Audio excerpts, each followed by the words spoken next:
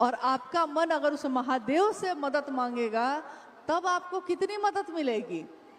तो हर उस काल में, हर उस समय में जब हमको ज़रूरत है, जब हमारी रक्षा की बात हो, महादेव के सिवा तो कोई नहीं कर सकता। महादेव से मन से जुड़ाव करने की विधा है, उनसे जुड़िए, क्योंकि उनकी इच्छा में बल है। उन्होंने चाहा है शिव आज जगत में आए। एक दिन शिव ने चाहा था, एको हम बहुत श्याम, मैं एक हूँ अनेक हो जाऊं। आज उन्होंने चाहा है मैं अनेक हूँ एक हो जाऊं, यानी सब शिव के जैसे हो जाएं, शिव जैसे शिव ही हो जाएं। वो जीवात्मा ही है, क्षणिक जीवन है, 70-80 साल का जीवन है, लेकिन उस जीवन में शिव उतर जाएं। ये शिव ने चाहा, तो उनकी इच्छा में बल है। और आज जो चीज़ आपको असंभव लगता है, आज लगता है कि कोई सुनेगा, कोई बनेगा, कोई होगा, और आज जो आपने हवा में सोचा है, किसी ने हवा में सोचा होगा ताजमहल बनाऊंगा, किसी ने हवा में मन में सोचा होगा उस दिन कि गेटवे ऑफ इंडिया बनाऊंगा। उस दिन गेटवे ऑफ इंडिया यहाँ धरती पे नहीं बना होगा, पहले उसके मन में बना होगा। इसके लिए उसने उस इच्छा पे वो ठहरा होगा, उसने इसके लिए ज्ञान लिया होगा, उसने इसके लिए क्रिया काम किया होगा, और तब मूर्त रूप सामने आया होगा। इसीलिए संसार में ऐसा कुछ भी नहीं है जो आप चाहिए और ना हो। कीम न सिद्धते भूतले, इस भूतल पे ऐसा कुछ भी नहीं है जो आप महादेव की इच्छा से चाहिए और ना हो। महादेव ने चाहा है तो होगा ही होगा। महादेव ने चाहा है सब शिव बने तो बनेंगे ही बनेंगे। हाँ, इस बनने में थोड़ा समय तो लगेगा।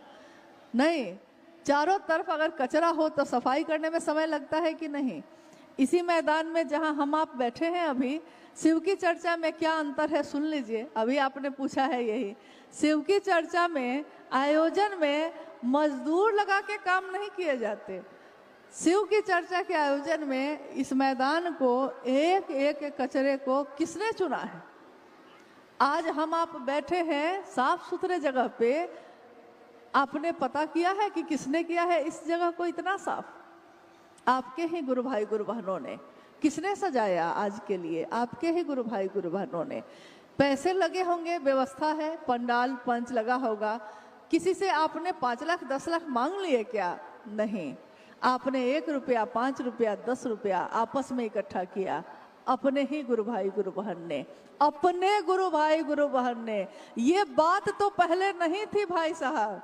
कल रात में हम लोग लौट रहे थे तो जो गुरु भाई गाड़ी चला रहे थे, उन्होंने कहा कि कहीं से भी गुजरते हैं दीदी तो लगता है कि रात बेरात कुछ हो जाएगा अगर, तो मन में आता है अच्छा कोई बात नहीं है, अमुक गुरु भाई इधर ही रहते हैं।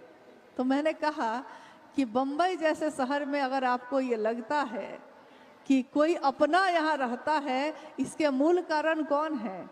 समझा है हमने इस बात को? कभी जाना है? हम इतनी दूर से यहाँ आ गए, किसके बल पे, किससे लगा, किसके लिए आए? अपने गुरु भाई अपने गुरु बहन के लिए। यहाँ और कौन पर आया है? और जिस दिन आप किसी को शिव से जोड़ते हैं, वो आपसे जुड़ जाता है, शिव के साथ साथ वो आपका भी अपना हो जाता है। क्योंकि महादेव की दुनिया है तो महादेव के लिए सब अपने, महादेव के लिए अपने तो मेरे आपके लिए भी अपने, सब अपने ही है। यहाँ कोई पराया नहीं। वसुधैव कुटुंबकम, सारे अपने ही कुटुंब है, सारा अपना ही परिवार है। हाँ, एक अंतिम जिज्ञासा, समय की भी अब मानना है।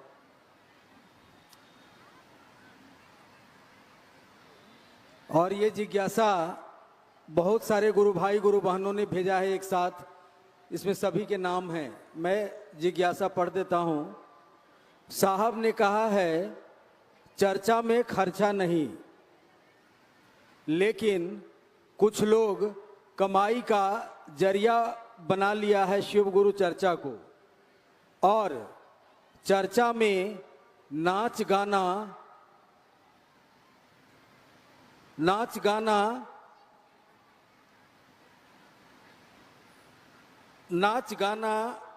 करके पैसा लेते हैं।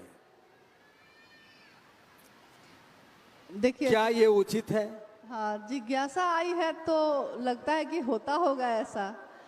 अभी जितने लोग हम लोग यहाँ बैठे हैं, आप में से, चूंकि देखिए महादेव के साथ हम लोग बैठे हैं, महादेव और साहब दीदी की उपस्थिति में बैठे हैं, अपना ही घर है, अपने ही लोग हैं, क्या छिपाना है।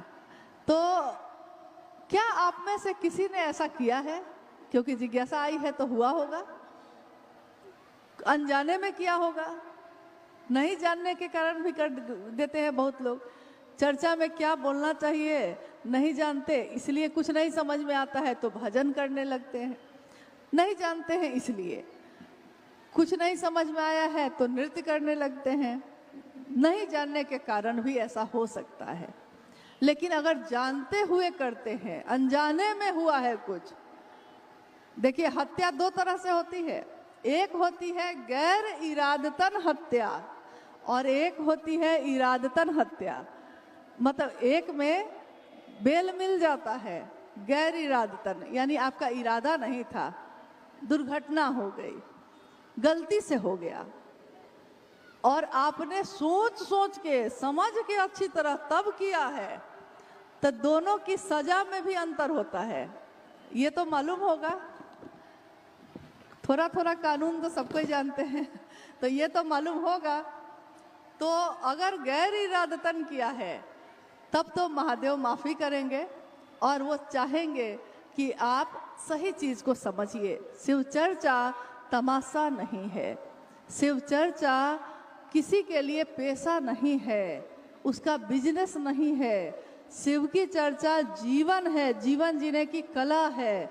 हम अपने जीवन को जीने के लिए काम करते हैं, कोई मजदूरी करता है, कोई फैक्ट्री में काम करता है, कोई किसी जगह का मालिक है।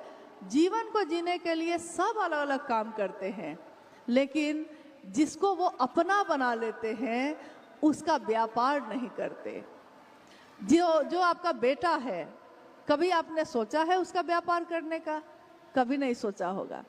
जो आपका अपना है आप उसका व्यापार करते हैं। और मन जो करता है, दुनिया में उसकी सजा हो या ना हो, लेकिन मन में जो जो चीजें होती रही हैं लगातार, आध्यात्म की दुनिया में उसका इनाम भी है और उसकी सजा भी है। जैसे एक नदी के तट पे, एक तट पे एक मंदिर बना था, दूसरे तट पे एक वेश्यालय था।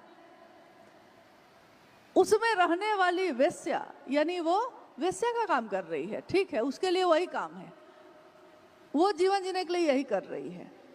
लेकिन वो प्रतिदिन उठती है और उसकी नजर उस मंदिर पे जाती है और वो सोचती है, उसका मन ये सोच रहा है, देखिए सजा कैसी कैसी होती है, मन ये सोचता है उसका, आहा क्या अद्भुत जीवन है इसका।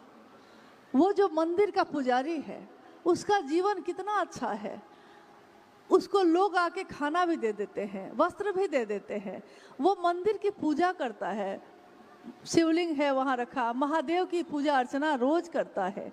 उसका जीवन कितना सात्विक है, उसका जीवन कितना सुंदर है। काश मेरा जीवन भी ऐसा होता।